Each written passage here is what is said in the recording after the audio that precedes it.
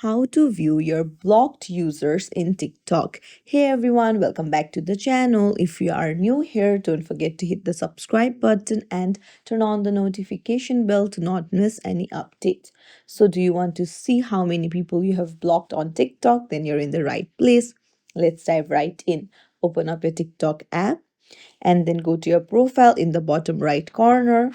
Go to the three lines in the top right and then go to settings and privacy.